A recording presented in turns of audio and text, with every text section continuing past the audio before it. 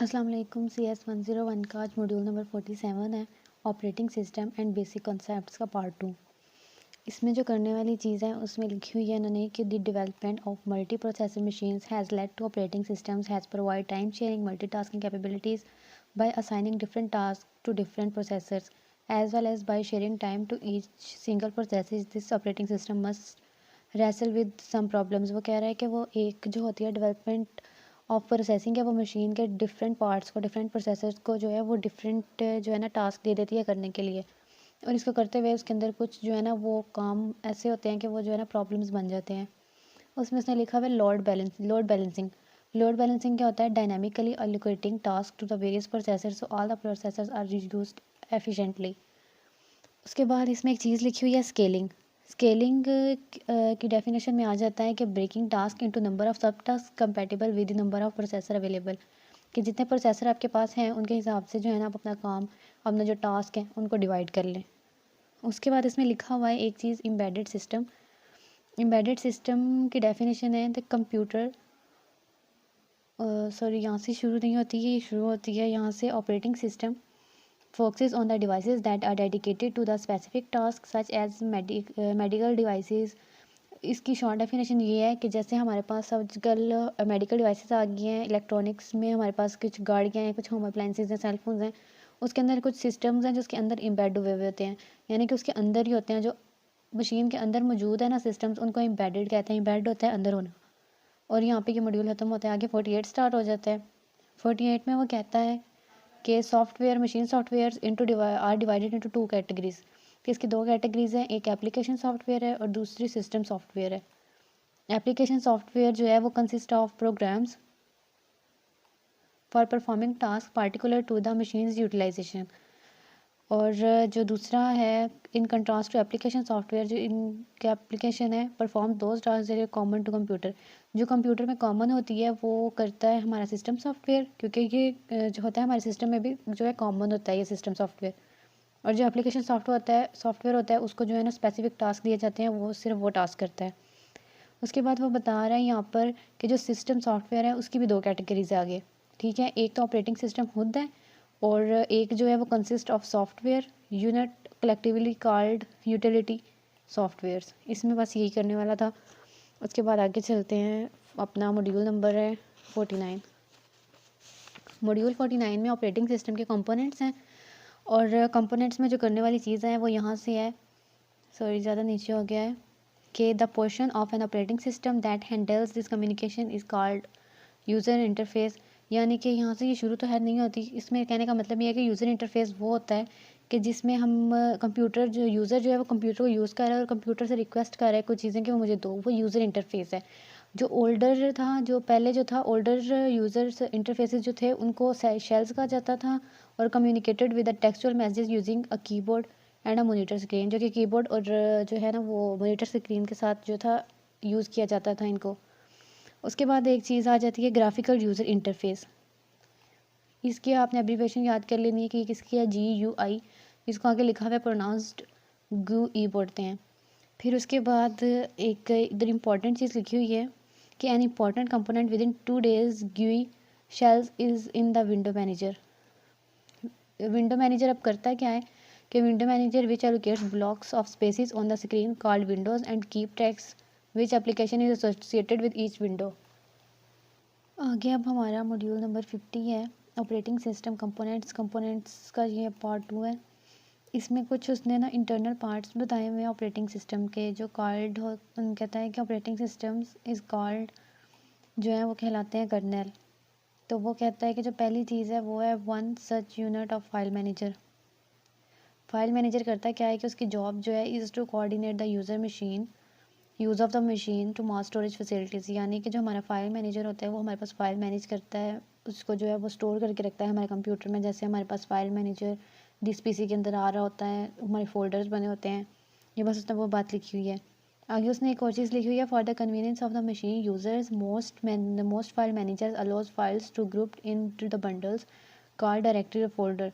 Sometimes जब हम लोग जाके उसी फाइल मैनेजर के अंदर अपनी फाइल्स खोलते हैं तो अंदर ऊपर एक छोटा सा पास लिखा हुआ आ जाता है कि ये आपका नाम था, इस नाम से आपने बनाई हुई है, ये फोल्डर सी है, सी के आगे उसने आगे स्लैश लगाई होती है, स्लैश के आगे पास लिखा होता है।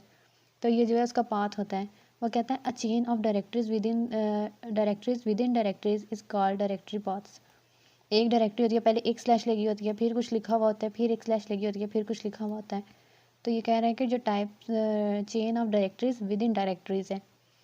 फिर आगे जाके एक और चीज़ लिखी हुई है इसके अंदर, इसमें है डिवाइस ड्राइवर्स।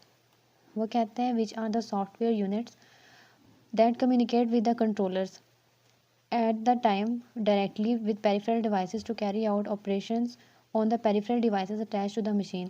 यानी कि जैसे अब हम USB लगा देते हैं तो फिर उधर से हम लोग उसका डाटा ले रहे होते हैं। तो वो कहता है कि ये चीज़ें भी होती हैं इसके अंदर, जिसके साथ जो है ना ये कंट्रोल हो रहा होता है सब कुछ, और हम लोग अपना डाटा जो है ना ले रहे होते हैं। उसके नीचे जाके एक और चीज़ इसने यहाँ पे बोर्ड कर लिखी है, still another component of an operating system kernel is memory. Memory क्या आगे लाइन ख़त्म नहीं होती है कि मैनेजर भी है which is charge with the task of coordinating machine use of main memory. यानी कि इसका जो टास्क है ना उसका काम जो है वो कंप्यूटर की मेन मेमोरी के साथ कोऑर्डिनेट करना है कि मिनिमल इन्वायरमेंट में, और जो है ना कंप्यूटर को आस्क जो उसने करना है टाइम के अंदर अपना क्या कहते हैं टास्क जो है उसने अपना परफॉर्म करना है एक टाइम के अंदर, जो टाइम उसको दिया हुआ होता है। तो ये सारा कुछ जो है ना वो मेन मेमोरी देख रही होती है। उसके बाद इसमें करने वाली जो चीज़ है वो पेजेस है। ये शुरू यहाँ से होता है कि the bit pattern that would be stored in main memory of if main memory had an actual capacity of 80 GB, this data is divided into uniform sized called pages। वो कहता है कि अगर आपके लैपटॉप या फिर कंप्यूटर के अंदर 8 GB का डाटा है तो वो जो है ना उसके अंदर जो पैटर्न स्टोर होंगे वो डिवाइड इनटू यूनिफॉर्म साइज हो जाएंगे, यानी एक बराबर साइज में जो है वो डिवाइड हो जाएंगे सारे। ये मेरी जो लाइनें ऊपर नीचे हो गई हैं। आगे इसके आगे एक चीज़ लिखी हुई है वर्चुअल मेमोरी। वर्चुअल मेमोरी के बारे में वो क्या लिखता है कि the computer is able to function as though it actually had 8 GB of memory, and this large fictional memory space created is called paging is called virtual memory। कि एक जो है ना मेमोरी 8 GB से इंक्रीज़ कर जाती है तो हमारे कंप्यूटर के अंदर जो है ना वो एक मेमोरी और भी बन जाती है जो उसको थोड़े से डाटा को जो है स्टोर कर लेती है। Large fictional memory space created by paging है, और इसमें एक चीज़ इसने ये लिखी हुई है it actually had 8 GB of memory, लेकिन इसमें फिर भी एक वर्चुअल मेमोरी होती है जो हमारा कुछ डाटा जो है वो स्टोर कर लेती है। आगे अब हमारा मॉड्यूल आ रहा है 51 में उसने लिखा हुआ है बूट स्ट्रैपिंग, और इसको कभी कभी बूटिंग भी कह देते हैं, ऑफन शॉर्ट एंड जो है हम बूटिंग कह लेते हैं, कहते हैं हम बूटिंग के। उसमें उसने लिखा हुआ है कि जो है हमारा that is perform a computer each time is का टर्न ऑन। ये उस टाइम हर टाइम जो है ना ये उस वक्त काम करेगी जब जब हम कंप्यूटर ऑन करेंगे। जब भी हम कंप्यूटर ऑन करेंगे तो बूटिंग का प्रोसेस होगा, जैसे कि वो कंप्यूटर का हम लोगों को लोगो नज़र आ रहा होता है कि ये इसका है, तो वो क्या हो रहा होता है कि वो कंप्यूटर के अंदर बूटिंग हो रही होती है।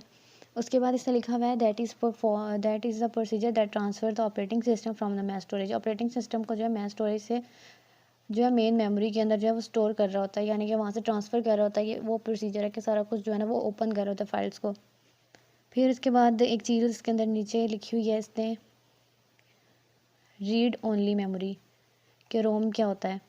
इसके अंदर वो लिखता है कि a small portion of a computer main memory where the CPU expects to find its initial program is constructed from special non-volatile memory cells such is known as read only memory। और ये read only memory सिर्फ read कर सकती है content को, ये जो है उसको चेंज नहीं कर सकती। ये इसकी डेफिनेशन कर देनी है। उसके बाद एक चीज़ लिखी हुई है बूट लोडर। उसकी डेफिनेशन ये लिखता है कि general purpose computer a program called the boot loader it is permanently stored in a machine's ROM. ये मशीन की मेमोरी में जो है ना वो परमानेंटली स्टोर हुआ होता है। This is then is the program that initially executed where the machine is turned on. जैसे ही हम मशीन ऑन करते हैं जिसका काम है वो शुरू हो जाता है, जैसे कि बूटिंग था। ये कह लें कि बूटिंग ही है, बूट लोडर और बूटिंग एक ही है कि वो जो उसकी इंस्ट्रक्शंस हैं वो मेन मेमोरी में से जो है वो ट्रांसफ़र कर रहा होता है। फिर उसके बाद एक और यहाँ पे एक छोटी सी डेफिनेशन लिखी हुई है कि the overall process of executing the boot loader and thus starting the operating system is called booting of the computer. Booting की एक उन्होंने और डेफिनेशन लिख दी है जो कि उसने ठीक अल्फाज में लिखी हुई है। फिर उसके बाद इधर करने वाला कुछ नहीं है। नेक्स्ट पेज पे एंड पे लिखा हुआ है कि computer operating systems undergo frequent updates in order to maintain security and keep.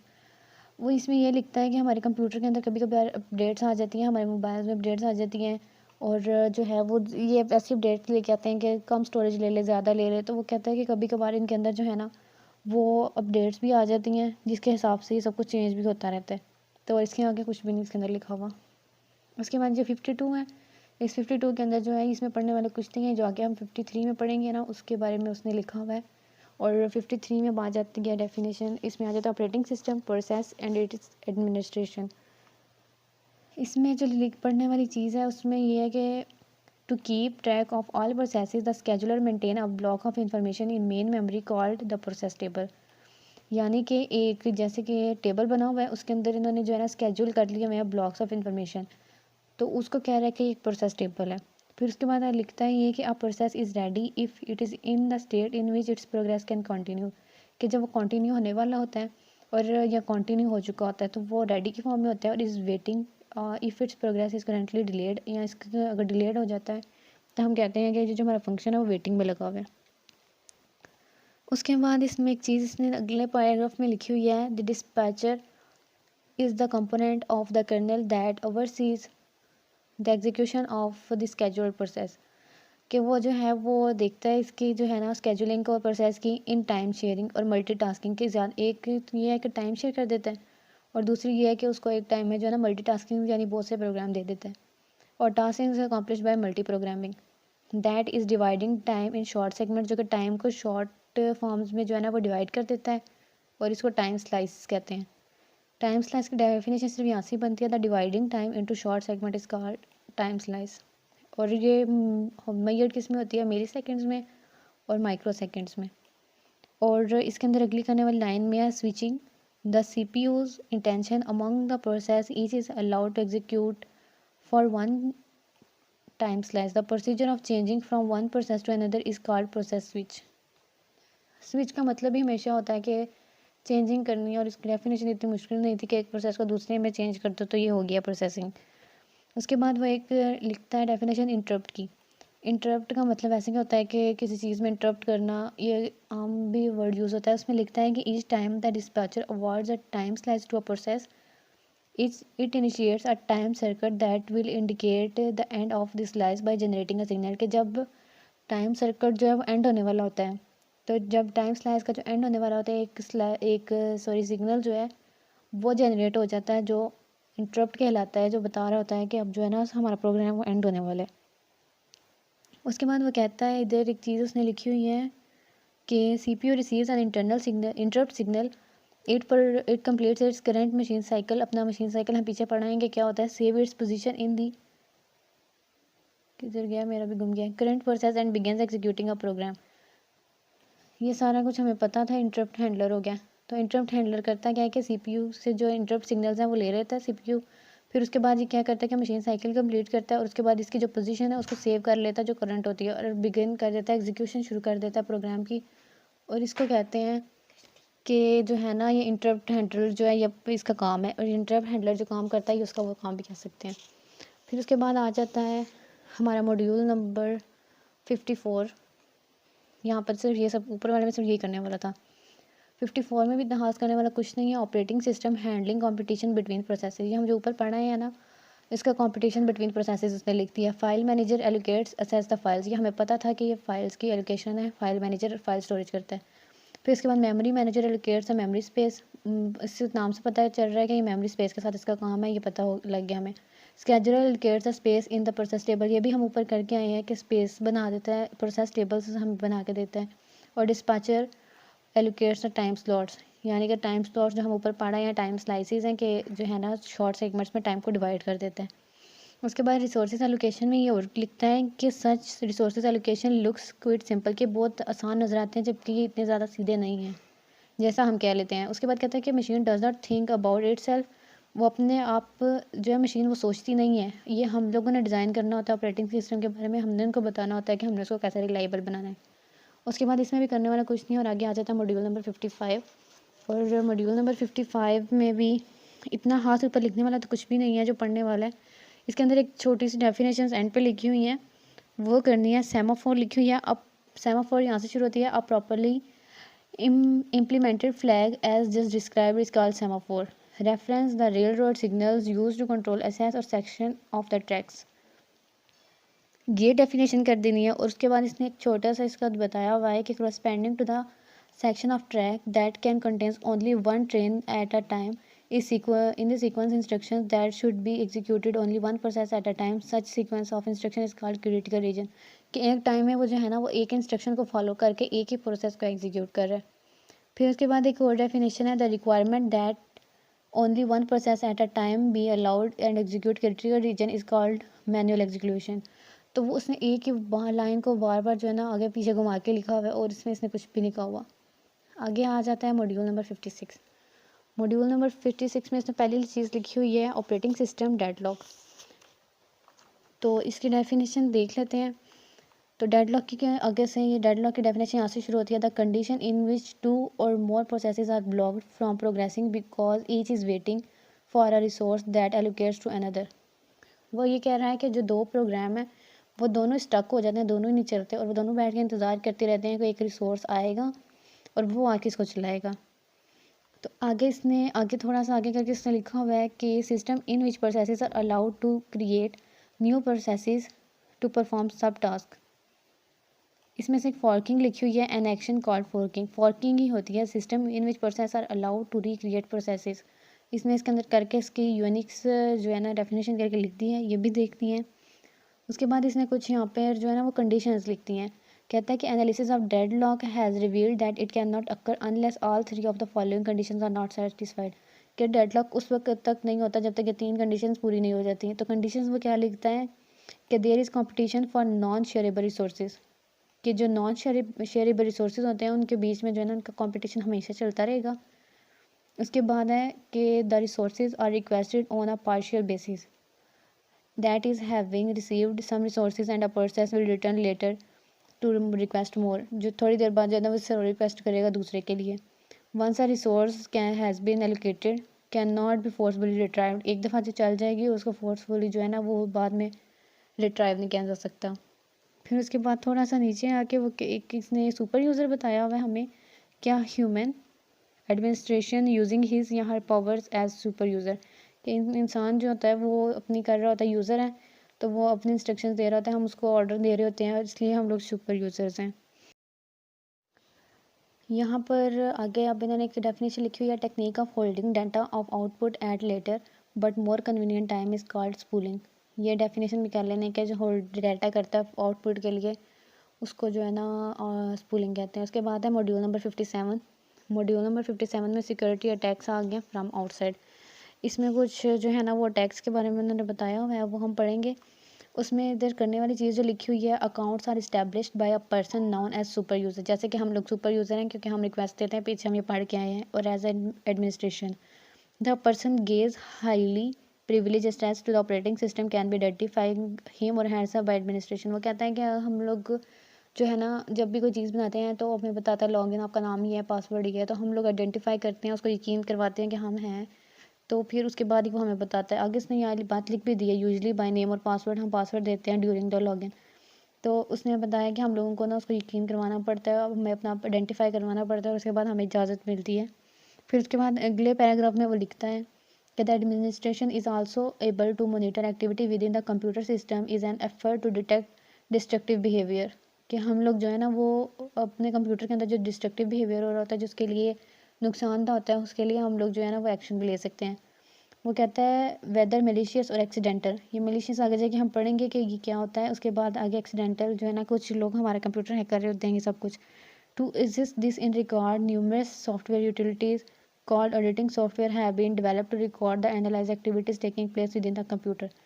कि जो एडिटिंग सॉफ्टवेयर टाइप्स के जो सॉफ्टवेयर हैं वो डेवलप हुए हैं, वो एनालाइज करते हैं, वो इस चीज़ का जो है ना चेक कर रहे होते हैं कि हमारे कंप्यूटर में क्या कुछ हो रहा है और हम लोग उसका रिकॉर्ड जो है वो चेक भी कर सकते हैं. उसके बाद उसने लिखा हुआ है जैसे कि हम लोग इसकी एक एग्जांपल है कि हम लोग देख सकते हैं हमारी अब LMS के आईडी कब लॉगिन हुई है, कब हम कहाँ से कहाँ पे हमने कौन सा कंप्यूटर यूज़ किया है, सब कुछ. उसके बाद आ जाती है स्निफिंग सॉफ्टवेयर. स्निफिंग सॉफ्टवेयर क्या होता है, which is software that when left running on a computer record activities later reports then to be instructor. ये चीज़ ये कह रहे हैं स्निफिंग सॉफ्टवेयर है कि हमें बता देता है कि बाद में रिकॉर्ड करता रहता है एक्टिविटीज़ और बाद में हमें बता भी देता है कि जो है ना ये क्या हो रहा था और कैसे हो रहा था ये सब कुछ. जैसे हम लोग एक हफ्ता मोबाइल यूज़ करते हैं तो हमारा मैनेजर कभी कभी हमें बताता भी है कि हमने कितने टाइम कितना घंटे मोबाइल जो है ना यूज़ किया है ये सब कुछ. उसके बाद आ जाता है मॉड्यूल नंबर 58। 58 में भी करने वाला इतना खास कुछ भी नहीं है। इसमें एक चीज़ लिखी हुई है, थोड़ा सा नीचे जाके यहाँ पर ये the CPU is able to execute all instructions in the machine, के वो हर इंस्ट्रक्शन का मशीन एग्जीक्यूट कर देता है, हमने पढ़ लिया है। However when in non privilege mode the list of acceptable instruction is limited, के बाज़ औक़ात जो है इसकी जो एक्सेप्टेबल होती है इंस्ट्रक्शन वो लिमिटेड हो जाती हैं। The instructions that are available only in privilege mode are called privilege instructions. इसमें कुछ था ही नहीं कि जो इंस्ट्रक्शंस हैं जो प्रिविलेज मोड में अवेलेबल होंगे वो प्रिविलेज कहलाएंगे और बस, और इसमें करने वाली कोई चीज़ नहीं थी। आगे हम चलते हैं मॉड्यूल नंबर 59 में। मॉड्यूल नंबर 59 में आ जाता है कि नेटवर्क क्लासिफिकेशन।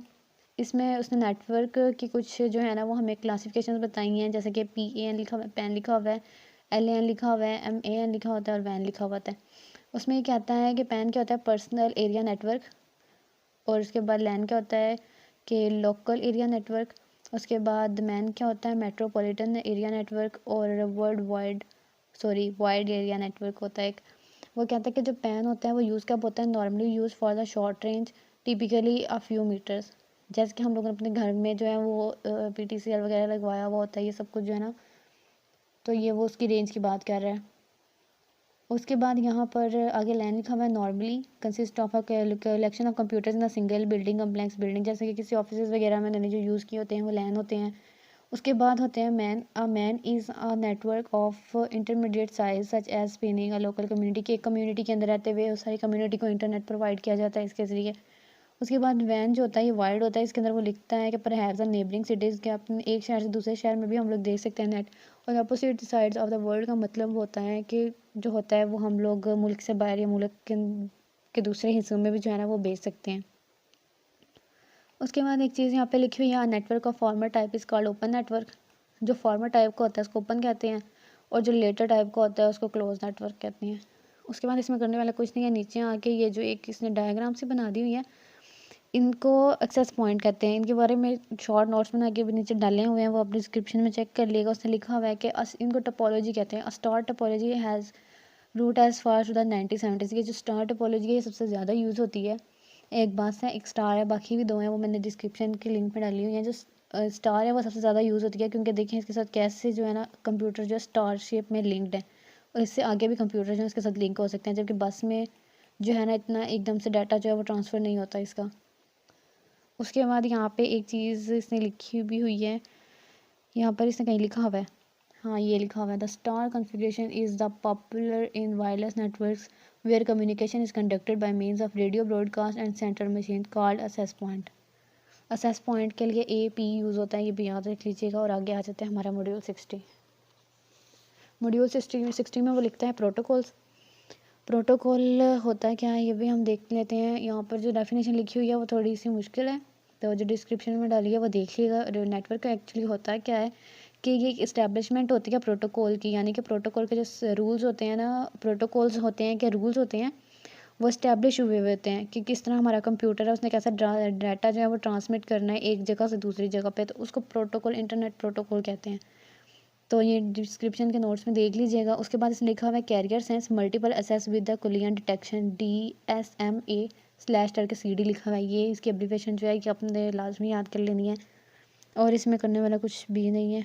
एक और चीज़ इसमें एब्रीविएशन लिखी हुई है, carrier sense multiple access with the collision avoidance. ये भी जो है ना इसको देख लीजिएगा, इसको भी जहन में रख लीजिएगा, MCQ आ सकते हैं, क्योंकि अब इस साल वैसे भी पेपर पैटर्न्स चेंज हो रहे हैं। अभी तक कोई पता नहीं है कि इनका होगा, क्योंकि इनका अभी तक नोटिफिकेशन देखने में नहीं आएगा। फिर आगे आ जाता है मॉड्यूल 61। मॉड्यूल 61 होता है networking and the internet combining networks. इसके अंदर से हम लोगों ने जो कुछ चीज़ें करनी है वो हमने करनी है ब्रिज का और रिपीटर का जो है हम लोगों ने देखना है कि इन दोनों में फ़र्क क्या है। ब्रिज क्या होता है कि bridge can work on a single broadcast network. एक जो सिंगल है वो ब्रॉडकास्ट नेटवर्क पे काम करता है, और जो स्विच है can forward all segments traffic, यानी ये यहाँ से यहाँ जा रहा है, ये सीधा नहीं जा रहा है, इसके साथ यहाँ पे सेगमेंट लगे आगे जाएगा तो यहाँ पे भी हो सकता है लग जाए, फिर ऊपर भी जा सकता है। तो ये जो है वो ज़्यादा डाटा जो है ना कर देता है, यानी रिपीट करता रहता है। तो इसके अंदर ये लिखा हुआ है और इसने साथ में इधर लिखा हुआ है कि ये जो रिपीटर है ये इट कनेक्ट्स विद 2 बसेस, और इसमें ये एक ही है। और जो होता है ब्रिज इस सिमिलर टू बट ये मोर कम्प्लेक्स होता है देन रिपीटर। आगे चलते हैं, इसमें करने वाली जो थी यही चीज़ थी, इसमें बस इतना डिफरेंस याद रखना है। A switch is essentially a bridge with multiple connections allowing it to connect with the several buses rather than just two। Switch जो होता है जैसे ऊपर उसकी 2 बसेस थी, वो कहता है कि इसको अलाउ कर देता है कि दो जो ज़्यादा जो बस हैं उनके साथ जो है वो कनेक्ट हो सकता है, 2 से ज़्यादा होनी चाहिए। Connect several buses rather than two, 2 से ज़्यादा ही होनी चाहिए, ये उसका जो है ना वो कह लें आप कि कह सकते हैं कंडीशन है। उसके बाद यहाँ इंटरनेट की डेफिनेशन लिखी हुई है, network of networks is called internet. ये आपने डेफिनेशन अगर पूछे तो बता सकते हैं, नहीं तो एक इंटरनेट की डेफिनेशन ये भी हो सकती है कि a vast network that connect the computer with all over the world. क्योंकि हम लोग पीछे पहले चैप्टर में पढ़ रहे थे मॉड्यूल में, सॉरी, कि इंटरनेट जो है सबसे अच्छा नेटवर्क है। उसके बाद आ जाता है हमारे पास यहाँ पे एक डेफिनेशन लिखी हुई है उसने रूटर की। The connection between network to form an internet is handled by a device router. जैसे राउटर हमारे घर में भी लगे हुए होते हैं इंटरनेट के, इसकी डेफिनेशन ये भी हो सकती है कि a device that mediates the transmission router of data packets over an electronic communication network. But ये वाली ज़्यादा ईजी है बुक वाली, ये कर लिएगा, नहीं तो दूसरी करनी हो तो वो भी डिस्क्रिप्शन के लिंक में है। उसके बाद यहाँ पर एक चीज़ इसने लिखी हुई है गेटवे। अच्छा, गेटवे का काम क्या होता है कि गेटवे जो होता है वो डिफरेंस है सिट करता है बिटवीन डिफरेंस नेटवर्क और एप्लीकेशंस। नेटवर्क और जो होते हैं ना हमारे नेटवर्क्स को और एप्लीकेशंस के दरमियान में डिफरेंस देखता है ये। और गेटवे जो है वो कन्वर्ट कर देता है इंफॉर्मेशन और डाटा को इनटू अनदर। ये कन्वर्जन होती है। यहाँ पर जो लिखा हुआ है ये थोड़ा सा डिफिकल्ट है, तो आप जो है ना वो डिस्क्रिप्शन के लिंक देख लीजिएगा। और अभी के लिए इतना ही, मिलते हैं नेक्स्ट लेक्चर में। अगर कोई गलती हो तो उसको ज़रूर बताएं ताकि उसको ठीक किया जा सके। Thank you so much.